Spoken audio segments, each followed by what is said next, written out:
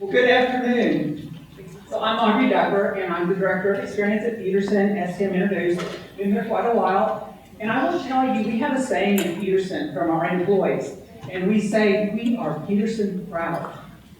And I will tell you that I have an aging mother, she's 79 years old, and she loves Peterson. She lives in San Antonio, but she stays up with us quite a bit. I will say that about a week and a half ago, she and I were in San Antonio. We were trying to get some errands done for her, and she started getting really sick.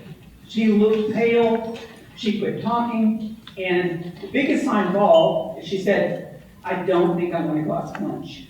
I said, okay, she must be close to death, because my mom loves for me to take her out to eat. So I stopped at an urgent care in San Antonio, and we didn't wait long, but of course I'm an undercover spy, okay? I'm like, they did not do eye contact, they did not acknowledge us, I did not like that tone of voice.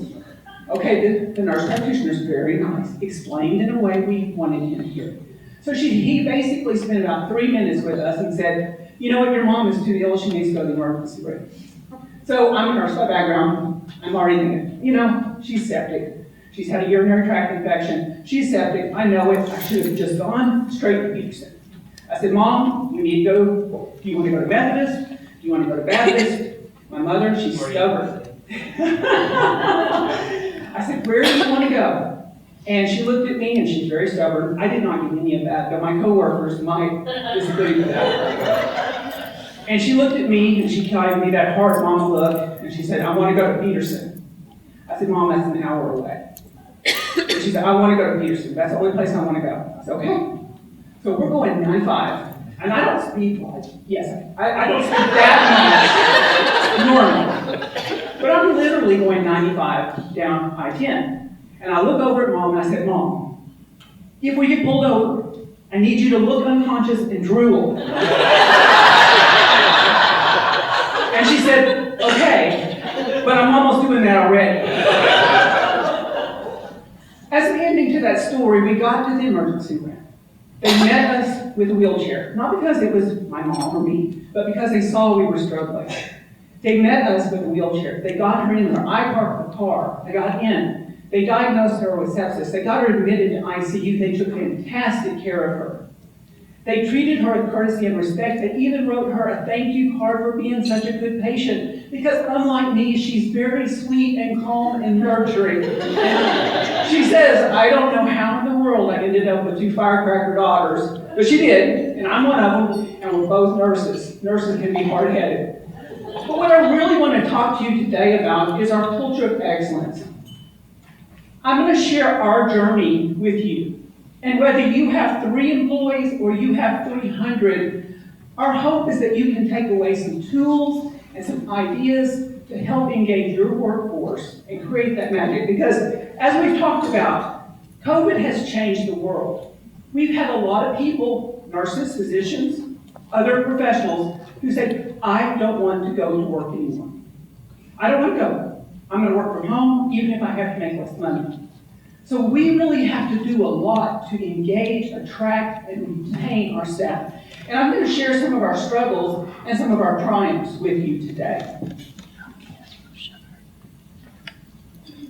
The first thing I can say is, in my long career, over 30 years as a nurse, I've worked for a multitude of organizations, and I've stayed with Peterson, and I will stay there as long as they'll have me. What I will say I love about Peterson is they deliberately developed mission, vision, values, but we talk about them every single day. We talk about them in leadership, we talk about them in staff meetings, we talk about them in evaluations. We have a vision, world-class care today, tomorrow, and always. And I can remember somebody said once, world-class care, we're a little rural hospital. But you know what? World-class. We're there. I wanted to tell you that we talk about these every day, and I know Corey talked about alignment, but we talk about them. We use them when we coach and build up staff. We do them in recognitions and celebrations. We talk about these every single day. So bring your mission and vision and values to life. Make sure they're real for your employees. The other thing that we figured out at Peterson, and we did figure it out, we beg, borrow, and steal from all the people who did better than us, so we can be just as good as they were better. But there's a whole lot of research there about the power of leadership, okay? Strong, compassionate leaders equal happy, engaged employees, equal happy customers, equal money, okay? So, if you like that equation, it starts with leadership. And I don't know how many of you are familiar with John Maxwell's level of leadership, but a lot of times, especially in a small town, what we do is we promote somebody. And then they're a leader at the lowest level. They're a leader by position. Your employees follow you because they're told you have a new position. But as you grow as a leader and you learn how to engage people and how to teach them and how to grow them, that's when the magic happens. So we invest a lot of time and money into developing leaders at Peterson Health. We have something called Leadership Academy. And Leadership Academy is a 2-hour session every month for a year. And our new and emerging leaders go 2 weeks, and when they get to 10 sessions finished, they get to graduate. And they get a certificate saying they graduated from Leadership Academy, and Corey and Denton get to go and put a pin on them that is a fire. You know why? Because we say don't just be a leader on fire. Go at it with passion, go at it with vibrancy, go at it to make a connection with every person that you lead. We also have Leadership Development Institute for our established leaders, and this is anywhere from 2 to 4 times a year. We have an all-day session for our directors, our senior leadership team. We make it fun. We pull in speakers, and we make sure that we keep learning every day. We also encourage each other to read, to learn, to grow ourselves. We have a belief that every person has a capability to be a leader in some capacity. So we do training just for every staff member. For example, I don't know how many of you have employees that come to you and say, I've got a problem, I need you to fix it. We call these seagulls. They swoop over, they leave a pile, and they fly off. Okay? So get rid of your seagulls. The seagulls need to keep their stuff with them. So we encourage our employees to have conversations with their coworkers. If you're having a conflict with your coworker, you need to work on it. Only after you've worked on it will I do it. So we actually train our staff how to have difficult conversations with each other, with patients and family, even with leaders and physicians, because we want to make sure that we have those capabilities for them to teach. So we stress a lot on leadership because that's where engagement starts. We have struggled, especially since COVID, with first-year turnover. And I'll be honest about that. If we get people to stay there over 2 years, they're there forever like me. However, in that first year, if we don't really pull them in and make them feel like they belong and are part of the Peterson family, they can leave and they go somewhere else. And I'm sure that you're aware of the cost of losing one RN, one physician, one housekeeper, as wages have struggled after COVID. But it can't be all about giving people more money. You really have to engage them at the heart. So we started a 1-year retention roadmap, and you can see it's Hill Country themed. And again, we begged for installed from a place in Hawaii that had a similar program. And what we do is we want to grow our new employees, our acorns, into those mighty oak trees that are strong and can help support the next generation of new employees. So every month, our new employees have a touch point with their leaders. It may be a thank you card, it may be a breakfast, it may be a present they give them, but we have a built-in where every month they have a connection with their leader. And the whole idea is to make them feel valued and cared about as an individual. It all starts with building very strong caring relationships. We have a philosophy at Peterson called relationship-based care, and it's based on 3 essential relationships. The very first relationship is one that we don't always talk about, and that is relationship with self. Who am I? What do I believe? Do my values align with that of Peterson Health? We start with that initial relationship with each of our employees, and then we build up the second relationship with how am I with coworkers? Because as you know, every single one of your employees brings an energy to work. Some of them bring a calm, compassionate energy. Some of them may bring a frantic energy. Some of them may bring a negative energy. So each of us carry an energy to work. And so the second relationship is peer and colleagues. How am I with my work group? Only then, when you have some idea of who you are and how you are with others, can you truly be present for your customers. In our case, primarily patients and their family. And we include our family because we take care of our families as well as our patients. So again, we create these strong relationships with each person. I recommend that you develop behavioral expectations if you have not. I left a copy of our behavioral expectations out of the Peterson table outside. But I want to share a little story about our expectations. We had a group of us leaders, we thought we were pretty smart. We created behavioral expectations, and yes, I was on that team.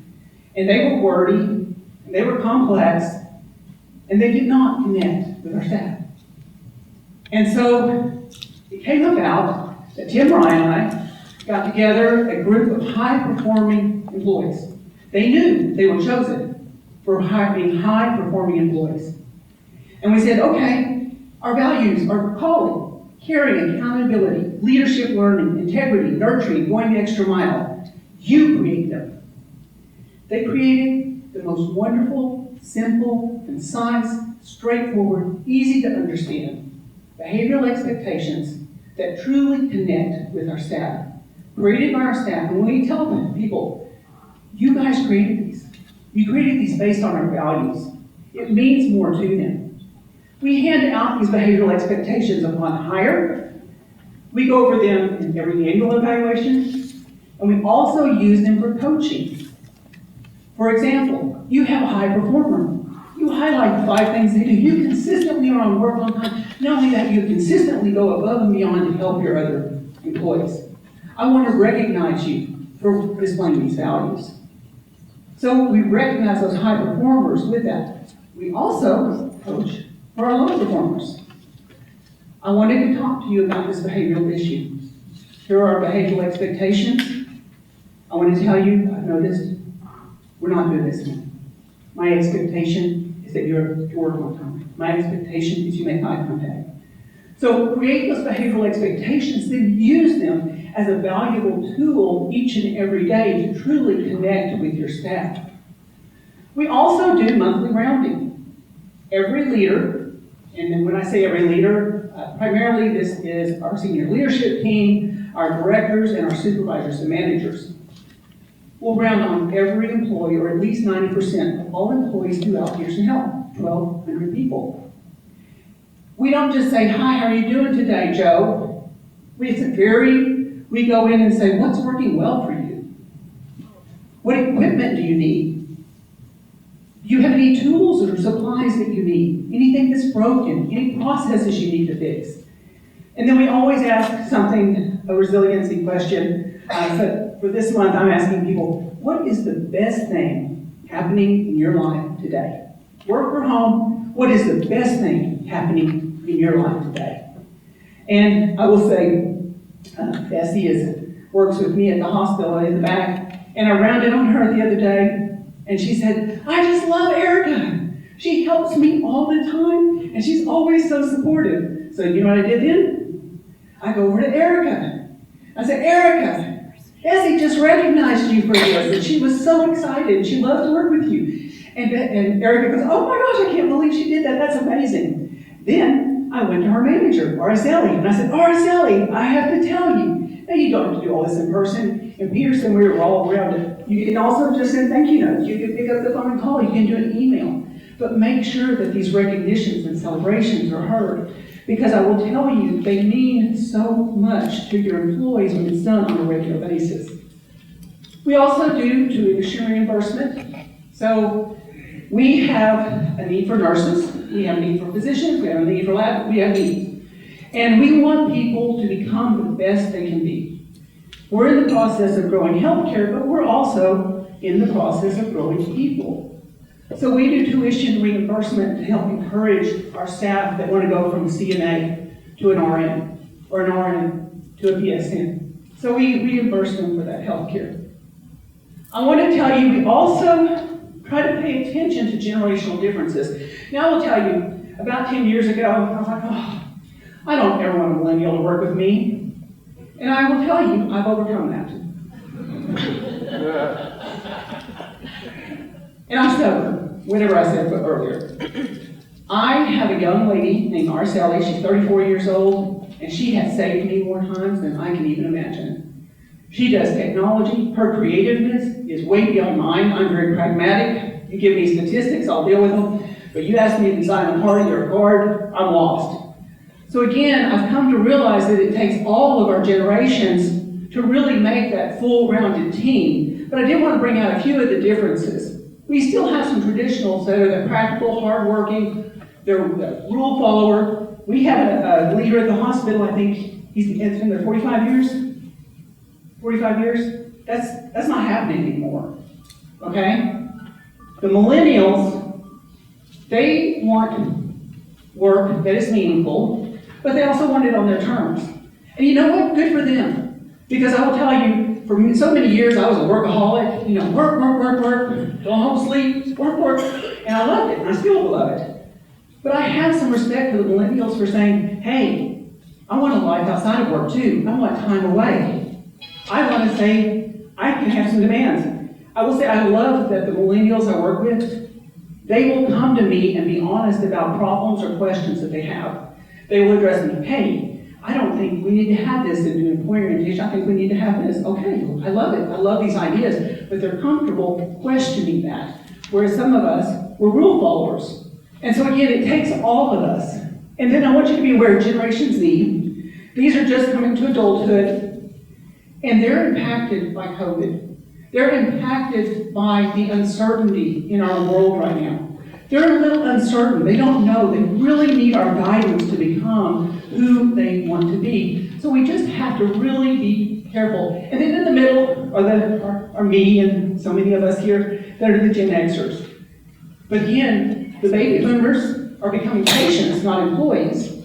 And so we're going to be supporting them in healthcare, not taking care of them.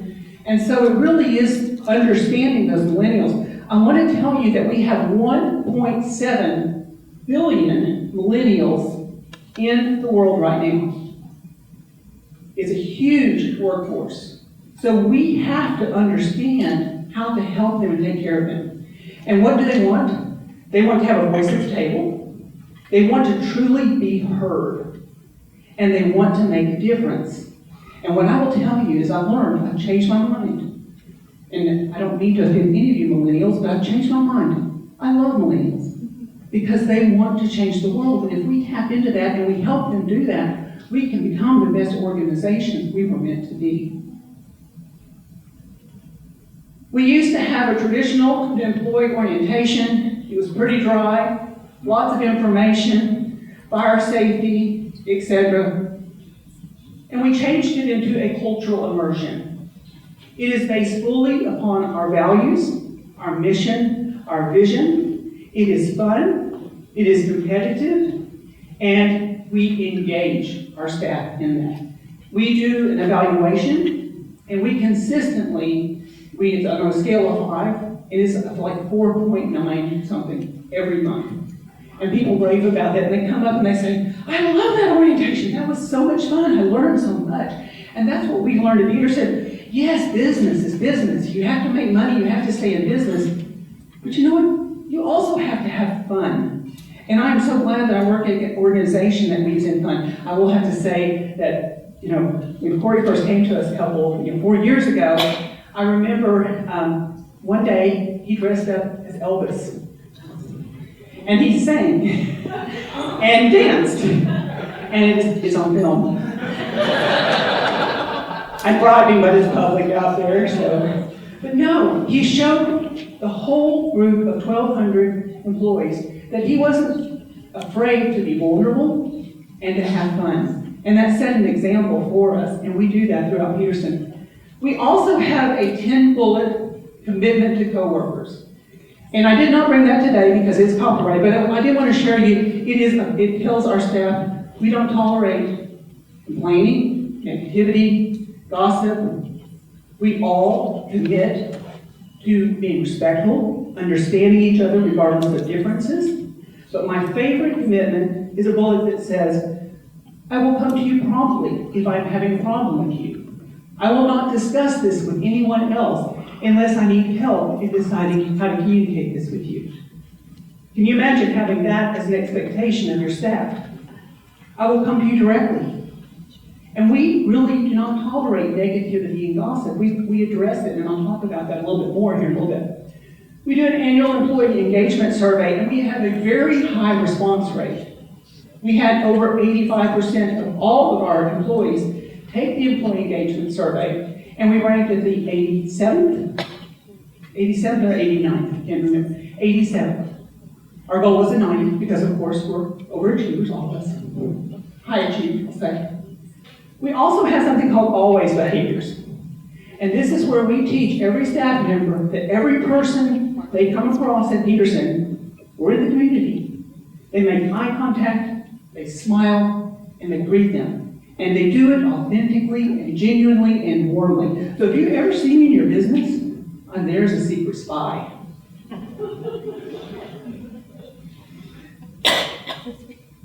We also teach staff to use blameless language as a part of our culture.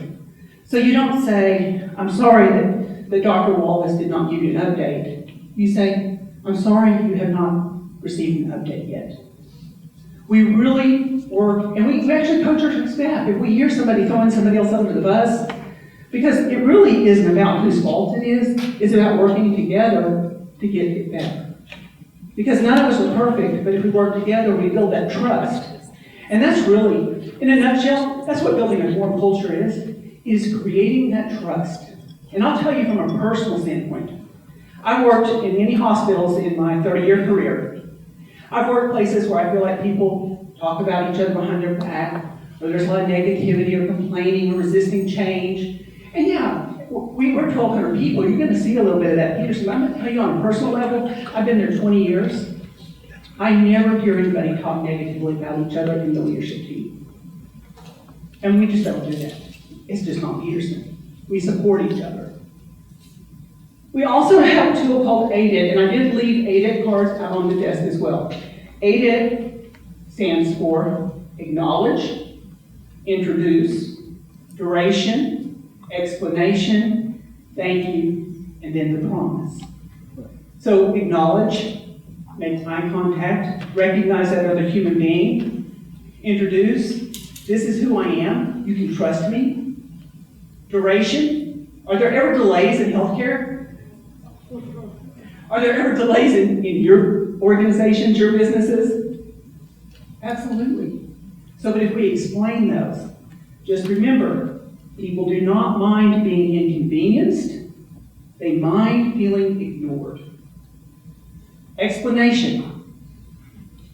Almost all errors in healthcare are caused by miscommunication. We can't afford to have miscommunication.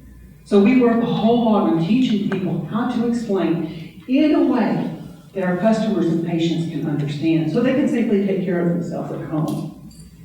And then, thank you. Thank you for allowing me to take care of you. Thank you for listening. Thank you for contributing to your mother's health history. We teach every single person who enters our doors as an employee ADIT. We teach our volunteers ADIT. The last one I want to talk to you about is the pickle pledge. Every person in new employee orientation takes the pickle pledge together. Now I could do like we do in new employee orientation, have everybody in here say it out loud, but I'll read it to you. I will turn every complaint into either a blessing or a constructive suggestion. See that constructive suggestion? By taking the pickle pledge, I am promising myself that I will no longer waste my time and energy on blaming, complaining, and gossiping. Nor will I commiserate with those who steal my energy with their blaming, complaining, and gossiping. You say, oh, that's nice. It's good that you cover that in employee orientation. Then what happens to it? Well, we enforce it. We reward, we recognize high performance. We coach, we guide solid performers. Well, for our low performers, I know this sounds tough, But you know what the reality is? Up or out. If you have a low performer that is poisoning the well, and you don't address it, your other staff members are watching you. And they're watching how you deal with that. I like to equate it to when you go over a raging river on a small country road, and there's a narrow one-lane bridge, and below 40 feet is a raging river. How fast are you going to go across that river? Pretty slow. However, as leaders, what we do is we build safe boundaries for our staff. So you put 4 feet concrete walls down each side of that bridge, how comfortable do you feel driving across it? A lot more. So that's what we do. I know sometimes I have leaders say, I just hate to have that conversation with a low performer. But again, what you tolerate is what you promote, and it will grow. And you might have even seen this, I've seen this in some of the organizations I work for. So I'll tell you a story. A couple of years ago, I supervised the greeters. So if you ever come to Peterson and you have the people who welcome you at the doors, most of them are retired, and most of them just want to work part-time. Most of them are retired professionals. Almost all my greeters, for whatever reason, are retired nurses and retired teachers. And they miss having that connection with people. So I hired a new PRN greeter to fill in, very nice in the interview, and she was very pleasant, answered all the questions very well. But within the first 2 weeks of her working, I had several reports from my other greeters and from my volunteers that she was being negative, that she was complaining, and that she was making fun of one of my older staff members. We don't do that, Peterson. So I brought her into my office, and I'll call her Patty, but that's not her name.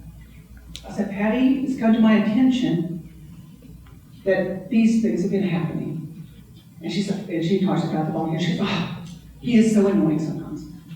And I said, Patty, I'm going to tell you something. We don't talk about each other like that at Peterson. We support each other. We're a team. We're a family even.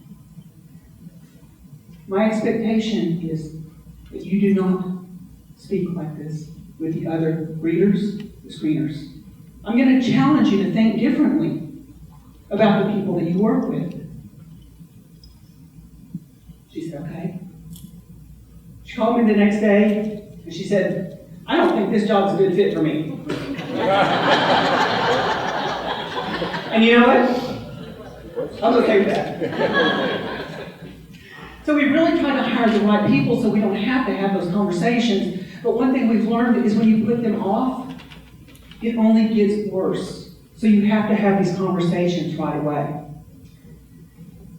I don't know how many of you have ever heard shared governance, but shared governance is the concept of where the staff doing the work have the power and the autonomy to make decisions that affect their work area.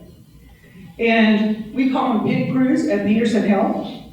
And PIT stands for Performance Improvement Team. And we compare them to a race car that pulls in at lightning speed, and within 30 seconds, every wheel is changed, the motor is changed out, because everybody's doing the optimal to do their job. And so when we have our staff at the bedside who do the job in EVS, who do it in food services, facilities, we have PIT crews. We recognize and celebrate their accomplishments. And they have done some amazing things. I know in ICU, they just completely redid our protocol to take care of EMTALA patients. EMTALA is an artificial heart pump that until a year or two ago, we weren't even able to do at Peterson, and now we do it with proficiency. So all of our PIT crews, we have a big celebration every fall where for a whole week they display in the bistro, and we make a big deal out of it. But again, think about these millennials. They want to be engaged, they want to be heard, they want to make a difference. You have to empower them. If they just feel like the old traditional way of leadership where you're like, I'm the leader, you do what I say, you're not going to keep them. You're not going to engage them. They have to be able to be innovative, and you have to encourage and support curiosity. There's also a little stress around.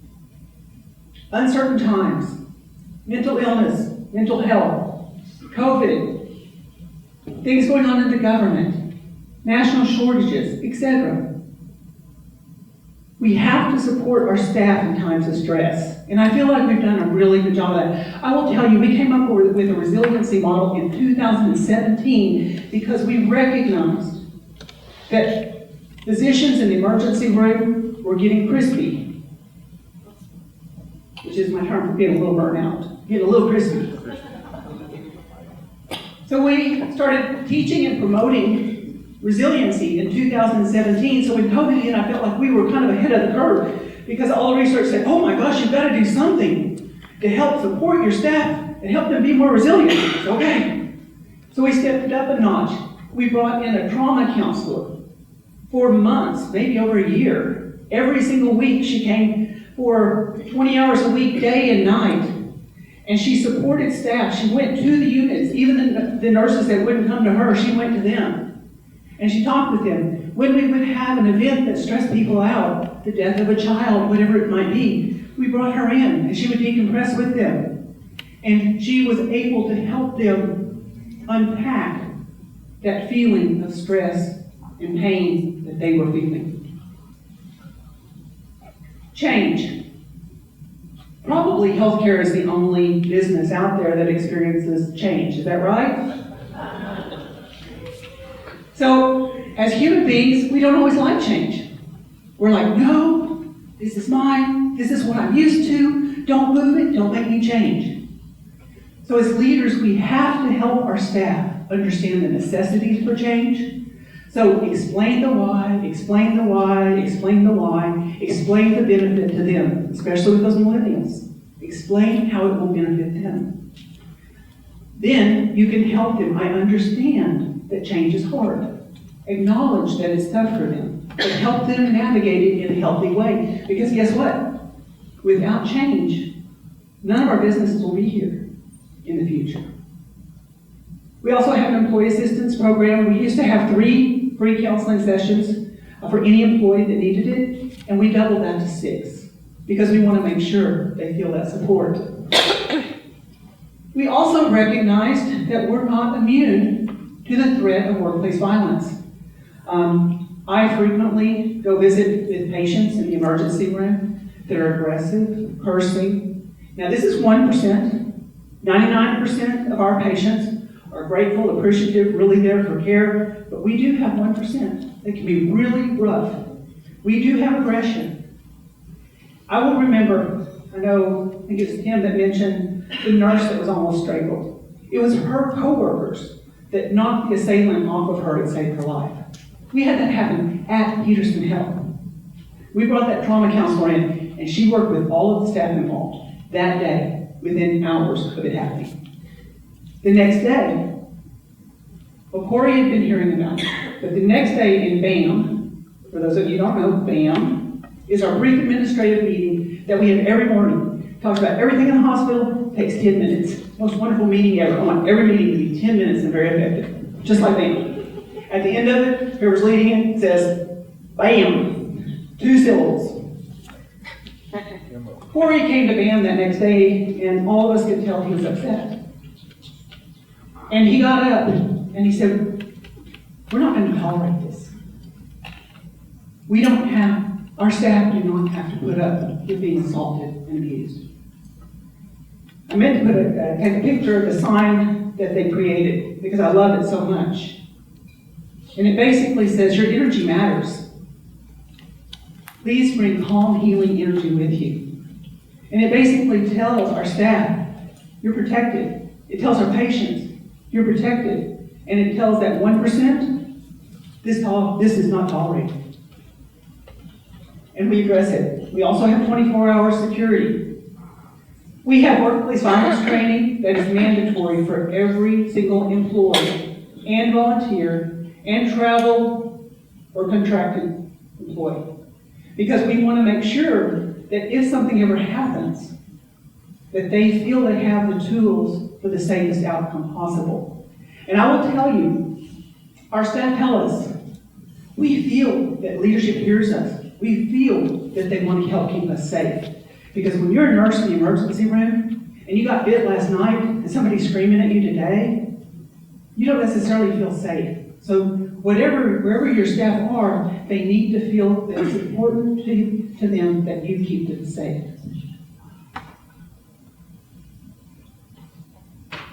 As several of the speakers we all mentioned, we also promote well-being. And again, mental health is all of us. Mental illness is probably only a few of us. But mental health is all of us. How do we keep ourselves well? And we have a well-being committee that has 3 different sections. And it's made up of leaders, but it's led by our employees. And we have physical well-being, we have mental and spiritual well-being, and then we have financial well-being. Because we want to make sure that our employees learn how to save and how to invest and how to be able to take care of themselves and be able to retire someday. I want that because I want them to be there and take care of me when I'm the age of my mom. I cannot wait until the wellness center comes, the boxing ring, the golf simulator, but I'm going to try the punching bag. We also use high, solid, low. I don't know how many of you are familiar with this. This is a Studer tool. We work with Studer. Sometimes when I have new leaders, as I mentor a new leader every year, sometimes I'll have a really high achieving new leader come to me and say, it's so annoying. I tell them what to do and they don't do it. I always do it. I always am at work on time. I always give 110%. And I want to tell you that if you have 1/3 of your employees are high performers, you are lucky. Very few companies have more than 35% high performers. So what do we do with our high performers? Let me ask this question. How many of you have now or have ever had a low performer in your organization? Okay? How many of you have felt that low performer takes a lot of your time and energy and poisons the well? How many of you spend most of your time dealing with those low performers? Okay? Well, at Peterson, about 5 years ago, we said, stop. Spend your time and energy on your high performers and on your solid performers. So your high performers, recognize them, re-recruit them, challenge them. Because remember, those high performers, they want to change the world. They want to make a difference. Tap into that sense of purpose, motivate them, inspire them, find out what they want to do. I actually had an employee come to me a couple of weeks ago, and she said, Audrey, if you don't challenge me more, I will leave. I want to do more, I want to be more, I have to make that difference, or else I just don't feel. I said, oh, do I have some, I have all sorts of things that you can do. So don't forget, sometimes we take those high performers for granted. Oh, they're a high performer, they drive themselves. We have to spend our time and energy on those high performers. Remember, these millennials, they love to make a difference, but they want to make sure that we see it, because they don't want to make a difference in the dark. They want to make a difference that is seen and heard. Our solid performers, and that's usually 55 to 60% of your employees, these are the people that come to work. They do a good job most of the time. They may occasionally need a little talking to, but they're basically good, solid performers. So you want to coach your solid performers to either become high performers or just to be the best solid performer they can be. But solid performers are good. You're not going to have all high performers. So coach, and manage. And we have lots of conversations with them. The low performers, again, our philosophy at Peterson is up or out. And so we give them the opportunity to change their behavior. We're doing them a favor by having that conversation with them. So we coach all in our leadership academy, we coach all of our new emerging leaders on how to have a termination conversation, how to have a progressive discipline conversation, how to be direct. Because I remember when I was a new nurse, I had a leader and she was talking to me, and I remember thinking, I don't know if she's praising me or if she's telling me I need to change. I can't quite tell. I think it's somewhere in the middle. So when you have a conversation with your staff, they need to know, wow, I'm being recognized as a high performer. Okay, I'm being coached so I grow and be the best I can be. or I need to change my behavior because it's going to be up or out. I want to end with fun because we've had some sobering topics today, and that's the reality of healthcare. It's the reality of our world. It's the reality of our community. But at the end of the day, we're joyful human beings by nature, and we love to have fun. And I would say with your employees, sometimes you think, oh wow, fun has to be a lot of money. It doesn't. Just be innovative and do things that are different. I remember when Corey told me that we were going to have a donated car, have it painted by an employee, and have sledgehammers and glass and helmets and safety goggles and let people smash it to smash COVID.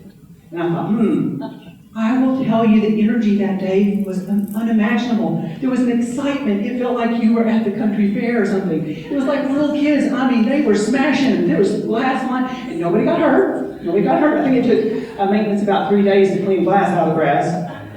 But it was so much fun. So don't miss an opportunity to recognize, celebrate, and have fun. And if you feel like your staff is getting down, do something joyful. Bring them up. We do banquets where we recognize Employee of the Year, Nurse of the Year. We have Nurses Week, we have Hospital Week, we have all of those. But every so often, when we feel like we're at a low spot, we think of something like this, and we just bring it out and do it with staff.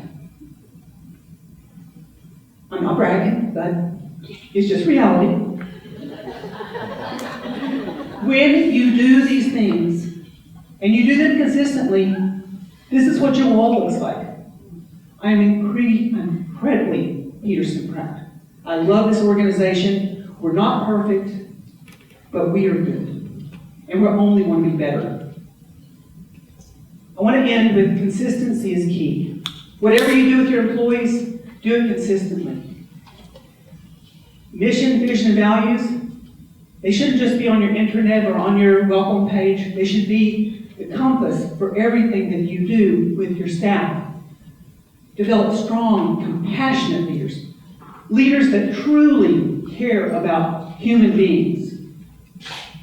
Recruit and hire the right people. Don't just fill that spot with a position. I went without a greeter for about 3 months because I went, nope.